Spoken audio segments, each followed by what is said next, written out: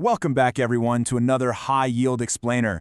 I am so thrilled you're here today because, honestly, we are tackling an absolute monster of a topic in pharmacology, the role of calcium channel blockers in cardiovascular disorders. If you're prepping for exams, consider this your ultimate masterclass.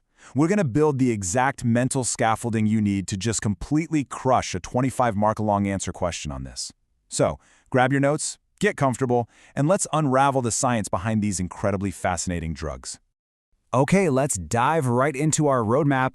We'll be hitting the cellular foundation, drug classification, contrasting actions, clinical applications, adverse effects, and finally a high-yield summary. Let's kick things off with Section 1, the cellular foundation, from molecule to malady.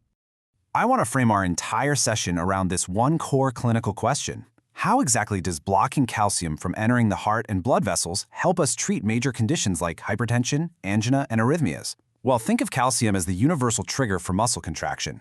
In the heart, it pumps up the force of contraction. And in vascular smooth muscle, it activates this enzyme called myosin light chain kinase, which is literally required for contraction. Basically, if we control the calcium, we control the entire cardiovascular system.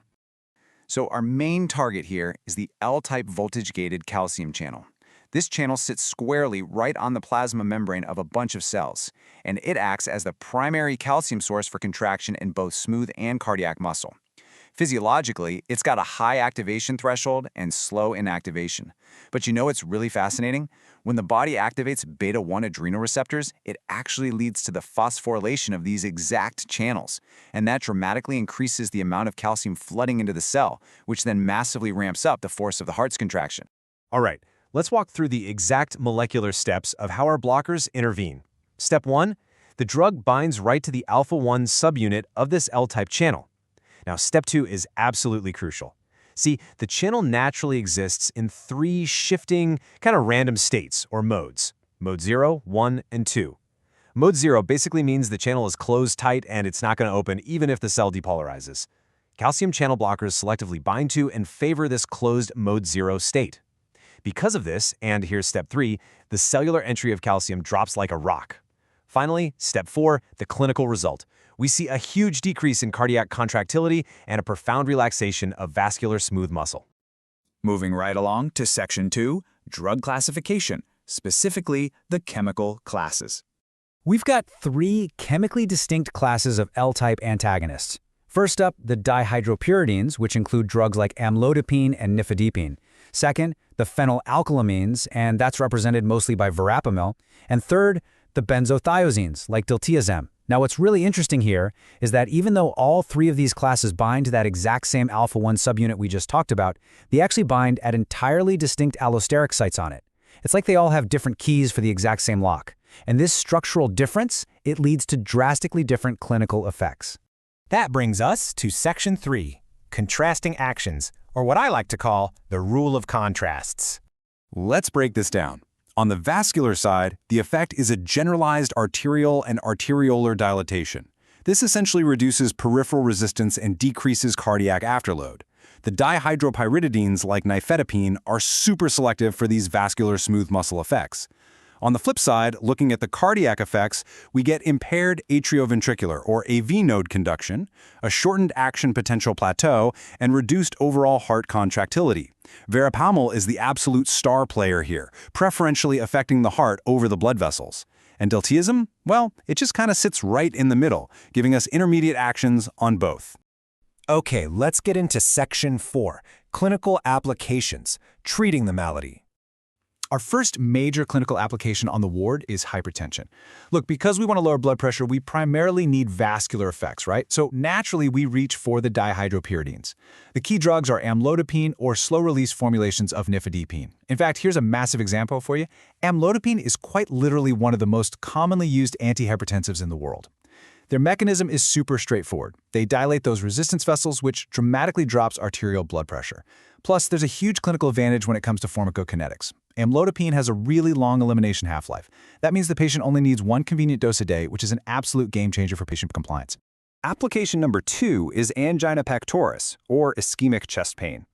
Calcium antagonists are fantastic for stable angina because by dilating the vessels, they reduce cardiac afterload and basically reduce the amount of metabolic work the heart has to do.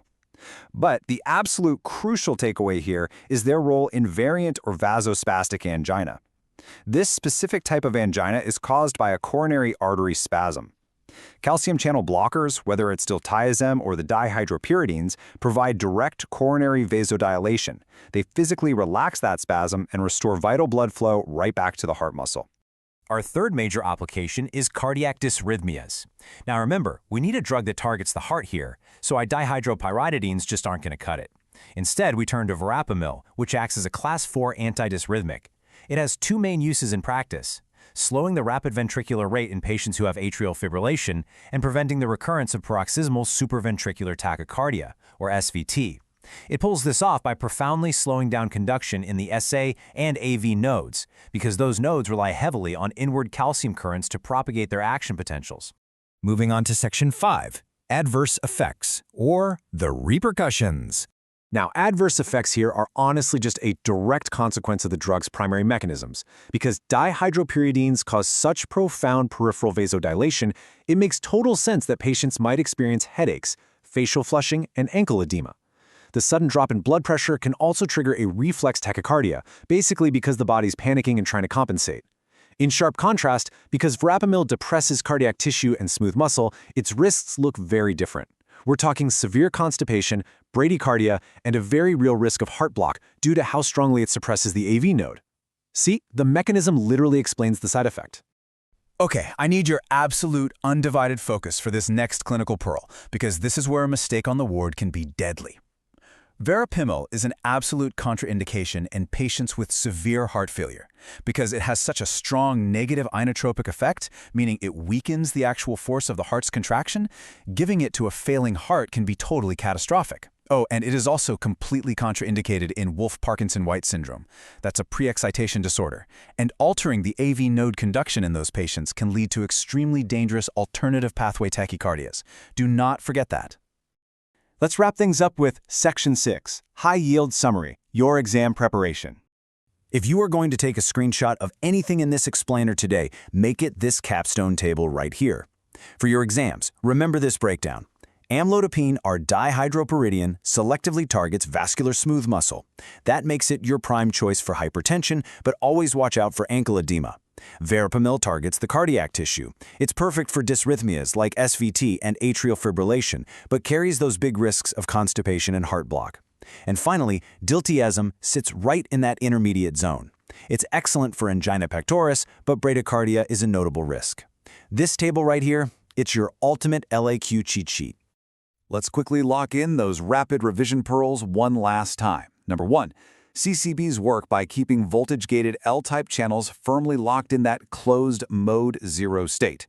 Number 2, dihydropyridines act on the vessels, while non-dihydropyridines act on the heart. Number 3, Verapamil is stellar for SVT, but absolutely 100% contraindicated in heart failure. And number 4, CCBs are vital, life-saving agents for variant angina because of their incredibly powerful coronary vasodilation properties. So, it all comes down to this. Pharmacology is really just about finding the exact right key for the right lock. Which leaves me with a final, kind of mind-blowing thought for you to ponder. If a single drug class can physically flip a microscopic channel's mode from active to closed just to treat hypertension and arrhythmias, what other hidden cellular switches are currently sitting there in the myocardium just waiting to be discovered to cure cardiovascular disease? Keep studying, stay curious, and I'll catch you in the next explainer.